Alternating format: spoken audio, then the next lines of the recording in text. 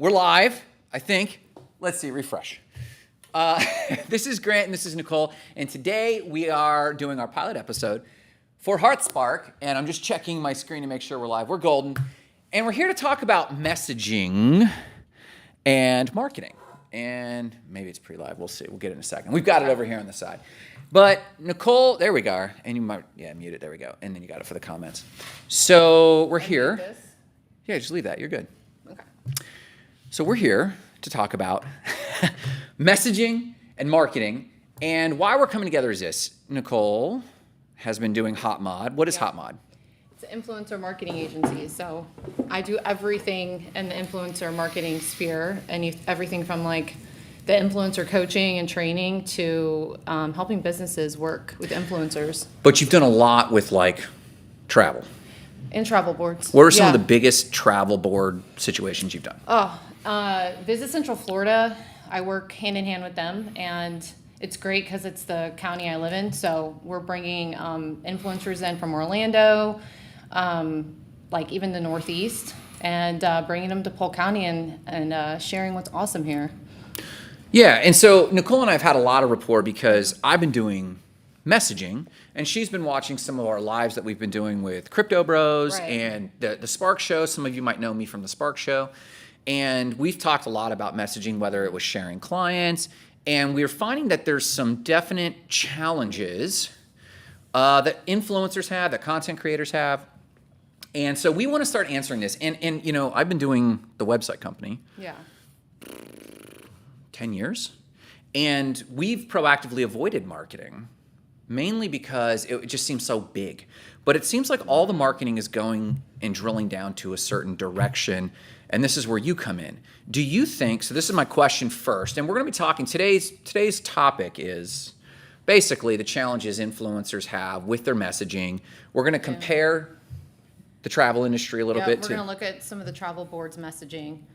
Yeah. And compare that for you. So like we've got two travel boards we want to look at and say, hey, let's break down, and you'll pull up, your Instagram and actually compare these with us as we look at them. But I've noticed a major challenge, and that is as small business owners and influencers in general are really struggling to communicate their message. So I guess my question to you is, what is it about travel boards that seem to be able to conjure up their marketing and messaging so well, as opposed to like individuals? Like you're about to do an event this weekend. Yeah, and we're totally focusing on helping. This one's a women's event, but I've worked with families, women, men, and messaging is always the struggle, the first struggle. One, it's hard to talk about yourself, but in this event this weekend, we're working specifically with women and helping them with storytelling, with their elevator pitch, and then all goes back to your message and being convicted and knowing it. So, you can get pretty far in your business and still feel like you haven't nailed your messaging. And well, like when you say that, like, give me an example of a type of business that can make it pretty far in their business but not know their messaging. Like it's just like service companies? I've worked with every kind of business. I work with coaches. You would think all coaches have great messaging, and they don't all have. I'm struggling through mine right now. I know, and I think it's okay to evolve and change, but you have to have some of those core things figured out. But I don't think there's a business type I've worked with that isn't somehow struggled with it or needs to rebrand or figure out their direction. Can we name what the challenges are? Like for example, I ran into a friend at Black & Brew this morning when I was getting ready. Her name's Leanne. Leanne, if you're watching, you said you might be watching, so if you're watching, hello. And she has a photography company. And then she also was starting like a coaching company. But on the photography company, she said, maybe we need to get together because about messaging. Because she has pretty good language. She's calling these legacy sessions. She's doing something very cool and specific for her clients. What are why is it so hard? Forgetting travel for a second, why do you think it's so hard for small business owners or solopreneurs to come up with their message? What do you think is the dilemma? I mean, it's one, like self-discovery and figuring out and being confident. Like when you create a message, it's like a proclamation. Yeah. Like you're coming out to the world and telling them I do this, and a lot of times you need to niche down more to have a clear message, and then that means you have to get creative. Like, what is your niche, and and that kind of sometimes takes a little bit more time. Like, I didn't start Hot Mod and only travel. It took a couple of years to get to where that was my specialty. So reflecting on that, like, I know that every small, like, beyond messaging coaching, every small business owner that I've talked to, when you tell them to niche, they absolutely resist this. Well, your photographer chick is niching by saying she's doing legacy. You know, she's putting kind of like she's kind of coining something. That's niching down. So she has legacy portraits. And that, I don't know if she's referring to like generational things, because I've seen some photographers do that. But photography or photographers, it's so flooded, like a lot of industries. The only way to stand out is to have something specific and niche to do. Don't you find that, like, in order to differentiate, like we've talked about, like, you have to have a niche. That's another strategy to differentiate, is to say I do this for this section of people or this group of people. And so I'm thinking she's talking about that with legacy, but I'm not sure. Well, no, specifically with Leanne. And Leanne, shout out to you. And honestly, Leanne, if you're watching, forgive me. I don't have the comments up on my screen. I'll have those next time, I promise. What she was saying with legacy was she finds legacy moments. So, like, instead of just doing like a family portrait, she gave me a great example this morning. And I thought this was brilliant. She, a dad and his daughters wanted to do a studio shoot. They just wanted to get updated photos. And she said, okay, that's great, no problem. And she looked at what they purchased and was like, this does not resonate with me as a photographer. So she said, let's have a consultation. So she sat with the family and said, what are family moments that y'all cherish? Right. And they cherished that their grandmother, I think, forgive me if I'm butchering this, their grandmother would take time to make handmade lasagna down to the pasta. Oh. And so as a family, she passed down the recipe, and she has now recently passed on. Okay. And so as a family, like once during the holidays, they make this lasagna together. So Leanne ideated this photo shoot, and she lurked in the corner while the family just did this. And she created, the legacy is, these are photos that should not just be, buy these for me digitally. Right. I'm going to sit with you, and you're going to hang this on the wall. Yeah. You know, she's creating content for the family. Yeah, literally. I mean, it's like, we're going to stage this, and you're going to do it. Or I'm going to come into your home while you're making lasagna, and I'm going to create content for you. But there's still room for that. Like, some families just want to have everybody smiling and well-dressed, and there's no dirt on anybody's clothes, and you can put that picture on the wall. But to have this, like, additional value add of, like, we're going to do those standard memories, but we're also going to take it a step further and create something that evokes real emotion, not just emotion about, if you ever remember photography days, it's like, this kid cried, this person couldn't find their shirt. And so a lot of times it's like a lot of stressful memories, but she's actually making like real memories in the moment on top of, you know, reflecting old memories. That's awesome. It's a really cool thing. Example. And she gave me a few other examples, and I am butchering. In the show notes, I'll put her handle, because I don't, Leanne, please forgive me, I don't remember her handle or her website or her brand. What kind of friend are you?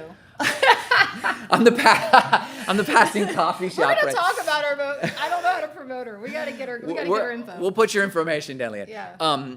But that leads to a thought. You just said the statement, she's doing content creation. And this is really how marketing is evolving. Going back to marketing for a second. Why do you think marketing has evolved so much that almost nothing triggers engagement like content as opposed to ads? I think it's the people's way of pushing back against these heightened levels of beauty and wealth and all of that. So, like, think about, for so long we've looked at teen magazines or these like high-end fashion magazines as our way of like gauging ourselves and comparing ourselves. So when real content comes into play, people are excited because they see themselves in that content. Is that kind of the question you're asking me? Like, yeah, I mean, I think so. So, like, I remember Gary Vee was talking about like the phenomena of TikTok when TikTok first came out. And he was saying that the rise of TikTok is evidence of Gen Z and Gen Alpha bucking the perfection of Instagram. That's what I just said. I know. I'm reinforcing it. Okay, You yeah, snot yeah. face. I'm reinforcing it. And Wait, this is live. Can you cut that out? Well, we can be calling you snot face, or you being a snot face.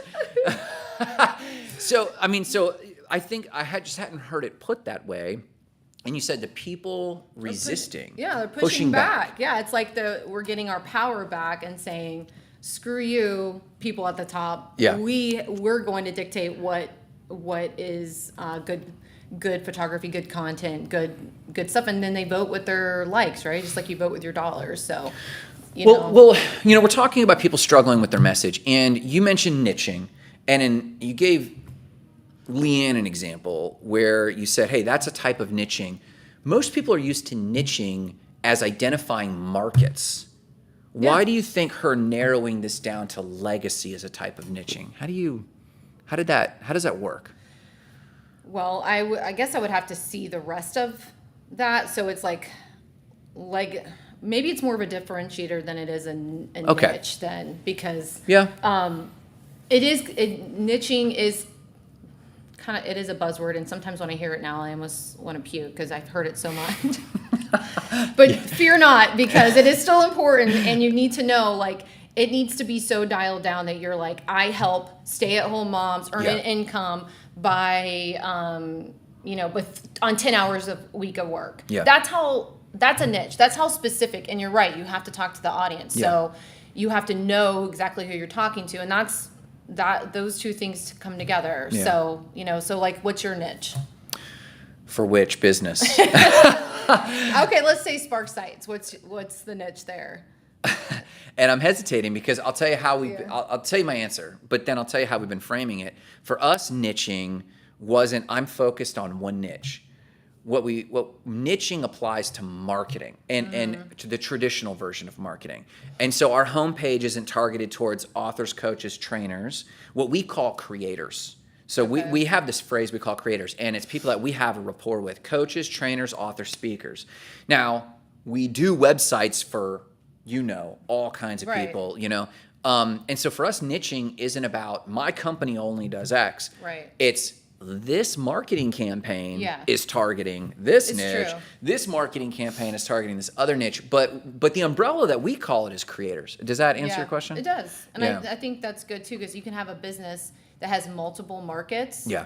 But then if you do, then you need to have multiple marketing campaigns. And that's similar, we'll say, for Visit Central Florida, or influencers, we host influencer campaigns because we have goals in mind. We have different audiences that we're trying to reach, foodies, anything from like the girls' weekend to family fun. So like even tourism boards niche down to reach wide audiences, but I think I saw one point. that we're going to look at, the Bahamas one. Yeah. You called out the ASMR thing. Yeah. And then that made me think of the Puerto Rican one had like baby moon, like it was just. Yeah, it was baby moon. So they're creating these campaigns to reach a target audience that, and you're always creating these themes. And a lot of times that falls on the creator too, to kind of give those ideas when they're pitching a tourism board or a brand. A lot of times they want to see the creator come to the table with ideas already in hand to help them get into a partnership, like to see their value as a creator. So there's a more macro, and it's probably for another episode, actually. It's probably for another conversation. But what you're getting at, you just said the creator often comes up with the message. And this is the interesting thing I think the public needs to be aware about marketing. When it was traditional marketing versus whatever we're calling influencer marketing, I guess. And influencer marketing is not a fad, I think you can agree. I actually think it's the direction of marketing, like all marketing, in terms of what's responsive. But what I was thinking about this after we talked the other day about this, and it was, oh my gosh, marketing companies have to often ideate this niche and what is the message for this niche, like Budweiser flubbed with the trans community, right? Yeah. If you remember this whole fiasco, or I think it was Budweiser. And they have these people in rooms like ideating this stuff. But when it comes to influencer marketing, a company says, this is who we are, and it's always who we are. You tell me about your audience. And now the creator, the influencer, basically does the heavy lifting of coming up with a message, a campaign, and it might be very finite. It might be just in the form of a reel or just but they're basically, the company has offloaded that responsibility now. No, they haven't offloaded. What they've done is they've brought creators in as creative partners, and they actually will collaborate. And when they come up with the campaign, they utilize the creator's experience, Interesting, and background and craft to help build out the campaign. So I wouldn't say they put it on them. I just think that if a creator is wanting to work with a brand, that they have to pitch them, and then they also have to pitch them that they've got some cool ideas. So that's the pitch part. Once they get into a partnership, most brands or businesses do want to hear what the creator has to offer as far as ideas for the campaign and how to excite their audience, because that's the end game, is to engage the audience that the influencer has, and nobody knows them better than the influencer. So in the case of an influencer relationship, like you're saying, like between an influencer and a company, talking about messaging, right, does both the influencer and the company need clear messages for that partnership to work? 100%. Really? They have to be clear. The brand has to have a clear message, because they have to communicate that to the creator, like the influencer. So they'll have a creator brief, and and that will give them all the key talking points and the goals and everything. So yeah, of course, they have to know how to help the influencer succeed. I would be leery as an influencer working with anybody who doesn't know their message. So like an AC company, Right. a local air conditioning company could Right. come to one of your local influencers and be like, I'm not doing any marketing. Is that how they sound? I mean, AC company guy. They're rough and tough. But I mean, traditional companies, they're like, we don't bother with this. We do word of mouth, but I heard influencer marketing is the deal. So you just do something and make it fun and get me clients. Yeah. That's very much probably how they think that rolls. They're like, this is what you'll hear a lot. You're the expert. Yeah. You should just come up with something. And that's what you were talking about. Let me just offload this whole influencer idea, and have that way I can blame you that if this all doesn't work. And that's removing yourself from the collaboration. And that's why Hot Mod's so important, because the business owner in that case doesn't know what to ask for or what the heck to do.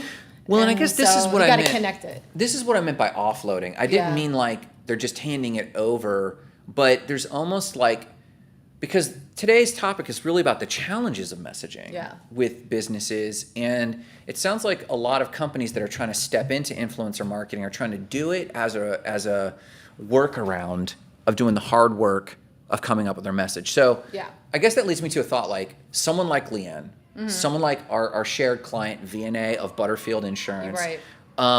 All these people that are taking their message really serious. What are some tools you deploy? And maybe the ones that you're pulling from your time with Sorboni on the event this weekend, the Elevate Her Summit. Yeah, the Elevate Her Summit. What are some of the tools that you've seen that are helpful? To which find type of people? Oh, is it different? I mean, Yeah, I think. is it different for an influencer versus a company?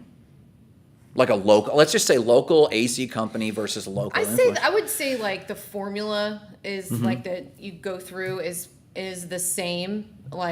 You're asking the same types of questions from the business and the coach, but you're all trying to get to the answer, which is, what do you stand for, and what do you do for people? What do you do, and what are your why are you the expert? So you need to why are you the best, right? Why are you the expert? So whether that's through credentials, certifications, licensure, and then being very clear about how you help people. A lot of people leave that out. They leave it out of their bios. They leave it out of their message. And you want to prove who you are, but you also want to make sure that it's really clear how you're actually going, what customer you're trying to help and how you're helping them. Don't you think? That's probably where people flub up the most. It's they get too general. Yes, except one of the points I might disagree with a little bit, and that is why are you the best? I think in today's marketing, why are you the expert? The expert, why are you qualified, or why should I work with you? For me, old marketing was what makes us the best, and anyone who phrases that make my skin crawl in marketing. This is fun. Please tell. Is trustworthy, loyal. Oh, And yeah. it's like, whoa, this is you trying to like basically virtue signal. Yeah. And it's like, well, because your competitor obviously says, I'm Yeah. taking advantage of your ass, you know, like, I mean, Yeah. like no one says this. But there's this idea of better. And in today's information world where you can Google 10 people for any one service, the real question is not which is the best, but which do I vibe with? Which do I feel understands me? And I think that's the of the things you listed, that's the only one I would really augment for my own purposes of going, well, like I'm thinking of VNA. Check out Butterfield Insurance. We love VNA and what We she's know her handle. It's actually Butterfield Insurance. we know our. we Yeah. won't even need to put her in the show No, notes. no. But she's very carefully curating the impact she's making in people's lives, which is a tool. That was what you were Yep. getting at. A tool for finding your message is asking, what's the impact I make? Right. She's getting very clear on the type of people she wants to serve. In fact, we sat, and if VNA, if I may, she shared, I don't necessarily need every company. She said specifically, oh, there's Jarrett. What's Jarrett's comment say? For a small business owner, what's something that's a red flag when trying to leverage an influencer to market one's product or services? Okay, we'll get to your question real quick, Jarrett. Great question. But to just close the loop here on VNA real quick. Okay. She explicitly said, I don't want to attract someone who doesn't care about protecting their legacy in their business. And I thought, well, that's a pretty clear thing. And so she got into her message her message is, I want to work with companies who do care. And that doesn't just mean who are going to give me money, but why should someone work with VNA? Because she really does care about legacy planning. Right. And if that's not you, go grab any one of the other people out there. Yeah. That's a differentiator. So you want to tackle this question? Here, I'll read it again out loud, and Yeah, then I'll let's let do you that. tackle it. For a small business owner, what's something that's a red flag when trying to leverage an influencer to market one's product or services? What do you think? I'm trying to figure this question out a little bit because are you asking, as a small business owner, what's a red flag you have to look for in an influencer? I think that's what Jarrett's saying. Jarrett, you can comment and confirm, but we're going to move forward with that assumption that because you're a small business owner, Right. and if you have an influencer, like for example, GNC Lakeland and I are Right. talking, what would be a red flag in my behavior for GNC to go, Oh, yeah. I don't know if I'm going to get with Grant. Okay.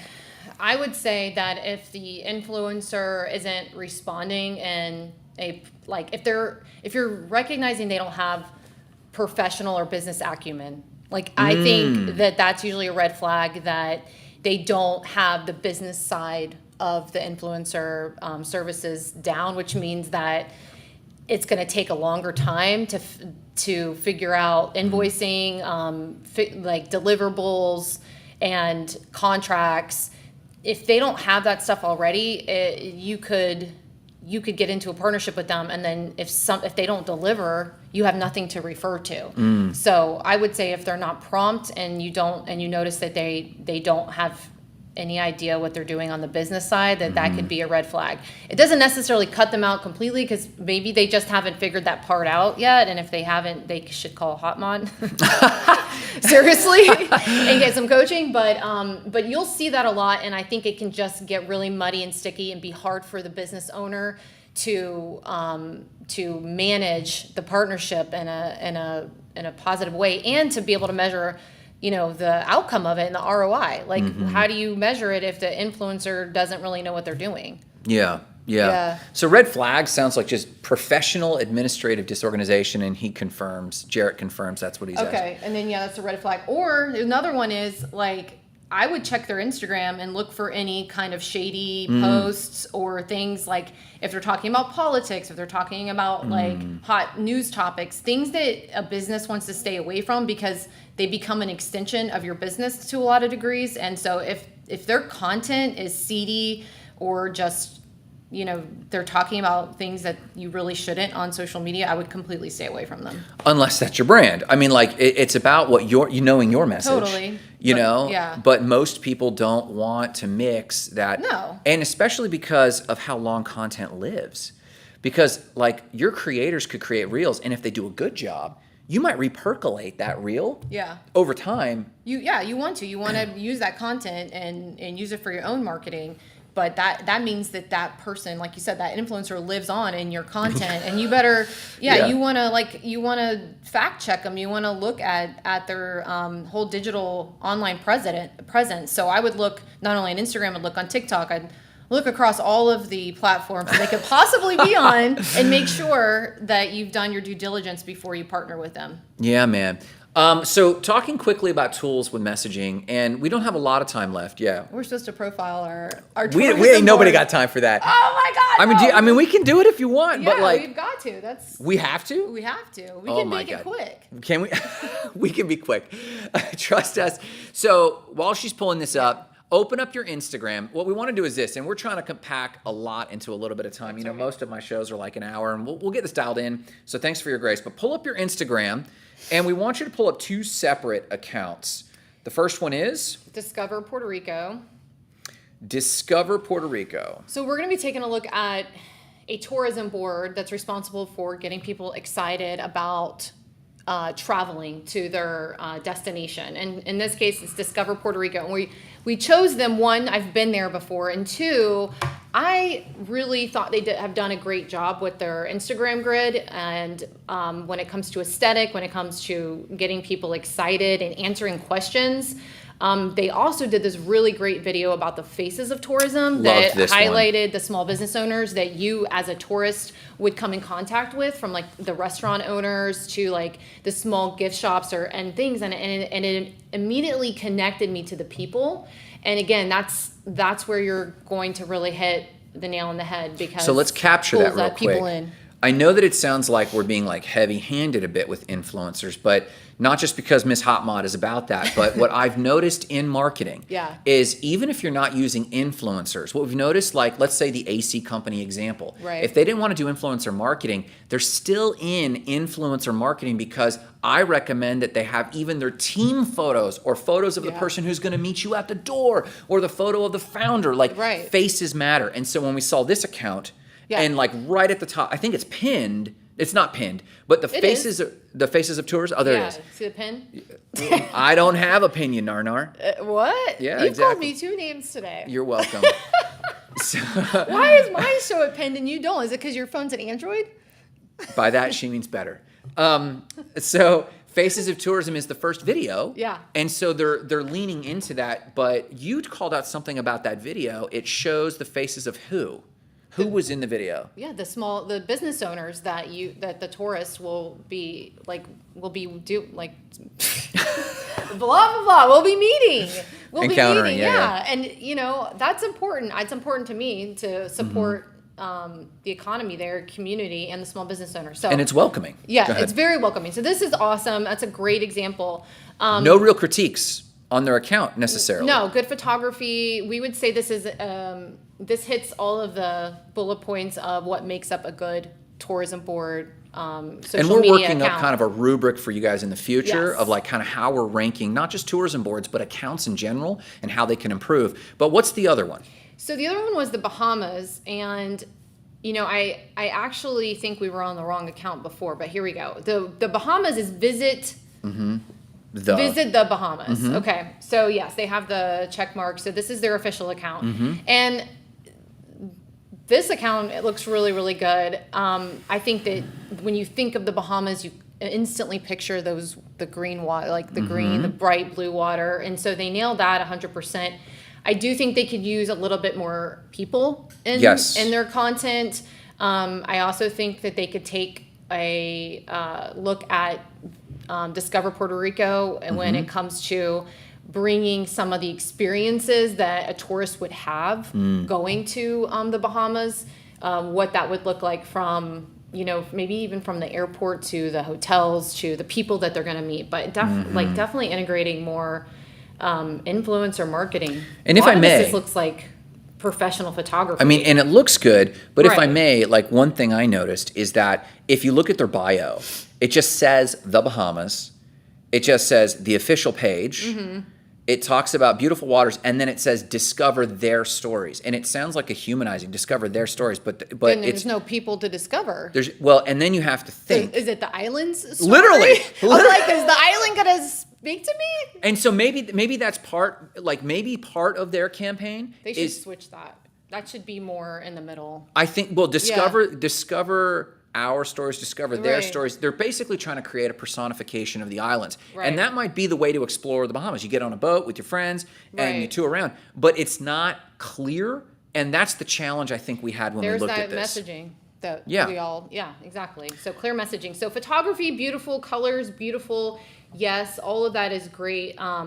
But I think that they could do more with influencer marketing. And that's not just because I run an influencer marketing agency. I just don't feel as drawn Connected. into their grid as I did Discover Puerto Rico with some of the more video content. And so you have Bahamas up, I have Yeah. Discover Puerto Rico up, and please check out these handles, follow them because they're interesting. But like right away, to contrast what I was just saying, Yeah. right out of the gate, its phrase says Discover Puerto Rico, and it says Bienvenidos. And that's pretty much all it says. But then the thumbnails really draw you in, Right. and you get connected. It's almost like you're getting lost in the Bahamas, and which is okay. Like if the tourism board or the marketer sat and said, we want people to just like, it's a blank canvas, then I guess they win, but it's tough for me to project myself into it. Totally. Whereas if you look at the thumbnails on Discover Puerto Rico, it's got a variety of experiences. Like we mentioned before, the baby moon Right. experience, the foodie experience. And then, like, if they have 700 islands and cays, like, maybe a feature on each island, or like the most populated islands, or the like least populated for the people who don't want to see another soul except for the people who work there. So yeah, I would say there's a little bit of stuff further down, but this is just a little bit more generic than this, and I think that connection you pull is you can tell right away. And then So. hit me with how many followers do we have? So visit the Bahamas, that's 168K, where Discover Puerto Rico is 229K. Interesting. Yeah. So, I mean, there's a lot of factors going on here. Right. But like the next nuance that I noticed right as we're comparing phone to phone, Mm-hmm. Visit Bahamas, the highlights are not really customized, but the highlights here actually say it. Yes. And so it seems like yeah. I don't even know if it's accurate or inaccurate, but it feels like there's just more care. Character, too. Character, and that's a Yeah, good thing to yeah. put in there. So again, bring these accounts up, and Yeah. the way we're doing this, do for your competitors. Yes. Whether exactly. you're an influencer or a content creator or a small business owner, look and compare, and then bring yours up and ask, what am I saying? And I think it's going to be an existential crisis for a lot of people. Totally. I think you've got to have some North Stars as far as content goes that you can continue to refer to kind of help guide you in the right direction. So Yeah. that's it. That's where we want to start. Hold on, we got one more question. Oh, a few. If you could hire anyone, who would you hire to do influencer marketing for Ah! the Spark Show? Oh my gosh. Okay. I mean, not us, apparently. I mean, who would I hire or who would I collaborate with? I would immediately go to my community and partner with hyper-local influencers like Nikki Cash or even VNA because she's another small business owner. And And she has testimonies, too. right. And she's so benefiting. probably other small business owners, people in the industry who can speak to their experiences and have something to say about what other small businesses or influencers are doing that they like or don't like. Yeah, I like that. I think I might also do a whole content push. I think I might also have a whole content push of people that were just asking questions. And hyperlocal is super important right now. I think I was reading somewhere that hyperlocal has a larger proportionate network effect than trying to get some mid-tier influencer with 20 to 100,000 followers Right. and beyond.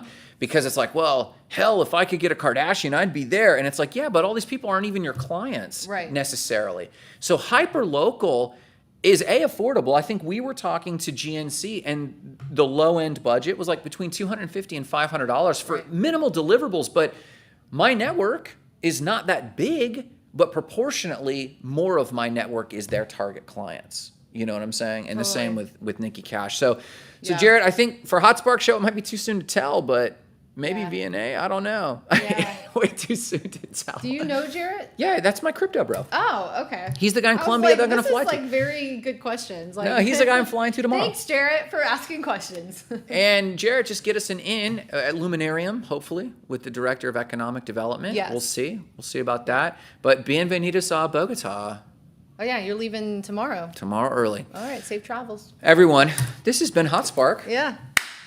Thanks See for being you part of our next week, pilot. right? We'll see you next week. Yeah. I guess we're in town Yeah. next week. So same bat time. Watch for a notification. LinkedIn Live. Send in your questions about marketing. Thanks for giving us grace to navigate this episode. Yeah. And we'll see you guys soon. Have a great one. I gotta go now. Walk around.